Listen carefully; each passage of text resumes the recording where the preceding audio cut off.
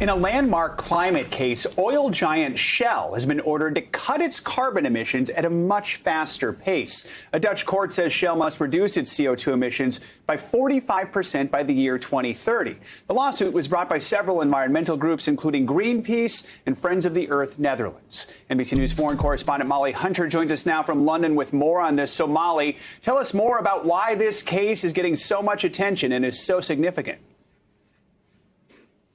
Hey, guys, good morning. That's right. This is huge news. And lawyers for the more than 17,000 co-plaintiffs successfully argued that Shell has been aware for years, for decades, of the dangerous consequences of high CO2 emissions, and its targets were insufficiently robust. Now, take a listen to what the lead lawyer had to say. This is a groundbreaking verdict as far as I'm concerned. It's the first time in the world that a large multinational CO2 polluter like Royal Dutch Shell is ordered by the court to do its share in avoiding dangerous climate change. We expect that this will have a ripple effect against other multinational oil and gas companies and coal companies in the world.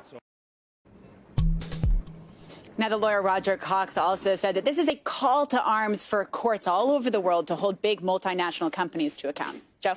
So, Molly, how has Shell responded to this ruling, and could this have the ripple effect that we just heard that attorney mention, pave the way for other big oil companies to maybe face similar lawsuits? Absolutely. He is not the only one saying that this is now a huge precedent. This could push other oil and gas companies to accelerate their shift away from fossil fuels. Now, Shell is appealing. Take a look at their statement, you guys. They wrote, "Urgent action is needed on climate change, which is why we have accelerated our efforts to become a net zero emissions energy company by 2050. They also added, "We are investing billions of dollars in low carbon energy."